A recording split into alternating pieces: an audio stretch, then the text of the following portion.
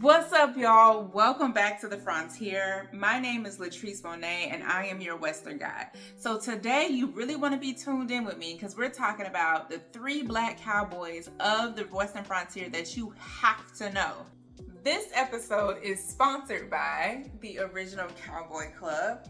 These are new t-shirts that I have available on my website at lmonet444.com. Grab you a shirt so we can go on this adventure. Okay, period. Now back to your regularly scheduled programming. Get your t-shirts. Up first, we have Bass Reeves. Bass Reeves was a former slave from Arkansas. After fighting in the Civil War in the Oklahoma Territory, he actually stayed on to become one of the U.S. Marshals, and he served in that role for about 27 years. During that time, he had a Native American assistant or friend, whichever story you're reading online, that helped him track down over 3,000 criminals. And it was also said that he wore disguises to get close to the criminals before capturing them.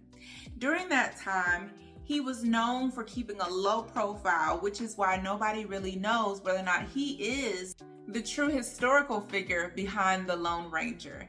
Now, if you've ever seen Lone Ranger, who is played by Clayton Moore, he's a white cowboy that has a Native American assistant to help him catch criminals, and he's also masked. So whether or not Bass Reeves was the true Lone Ranger, it's up for debate, but historical counts of him being an expert marksman, especially at hand-to-hand combat with his experience fighting in the Civil War, and a master of disguise with a Native American friend to help him find criminals, it's likely that it really was him.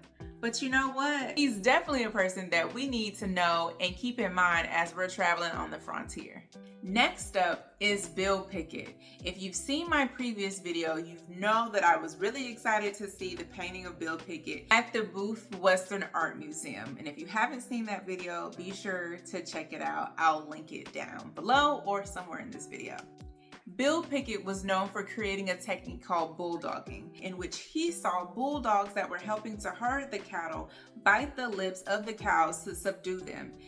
In that situation, Bill Pickett started doing the exact same thing. And personally, if I were to see that, I would be shocked too, because I can't imagine rolling around on the ground biting a cow's lip. But honey, that's a whole other story. So he actually toured the world, nationally and internationally, showing his technique. And that's how he became really famous, because he was participating in arenas where Black people weren't normally allowed to participate in.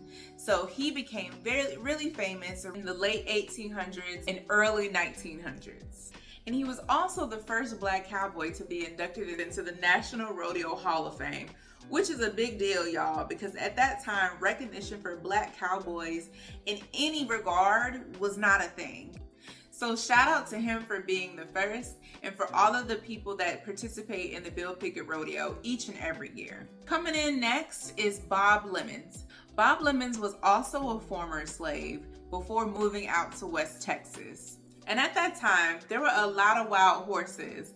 And if you're out west and you're herding cattle, you need a horse. So Bob Lemmons was responsible and very well known for taming groups of wild horses, Mustangs to be exact. And that's wild because in order to do that, he had to work alone so as not to spook the herd. And once he did that, he gained their trust and he was able to tame the leader. Once he tamed the leader, he went back to the ranch or wherever he needed to deliver the horses, and he had all of these horses that were able to be used to herd the cattle. So in that business, especially at that time, it was very, very lucrative. So he made a lot of money being able to tame those horses and then get all of them to follow him back to the ranch. Can you imagine somebody showing up to a ranch with like 40 horses just off of like the strength of his ability? Like, wild, right? Wild. So that work allowed him flexibility to build his own ranch with horses and cattle, which at that time was a really big deal, especially out in the West where the commodity wasn't necessarily money, but it was your skill, animals, and food. So that's it, y'all. I definitely hope that you learned something. I learned something in doing this research.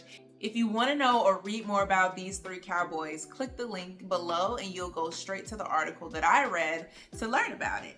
And if you're interested in learning more, leave me a comment to let me know what you all liked and what you didn't like. I'm happy to dive more into this, and I hope that y'all are learning just as much as I am. All right, so stay tuned for the next episode of The Frontier, and I will catch y'all later. Be blessed.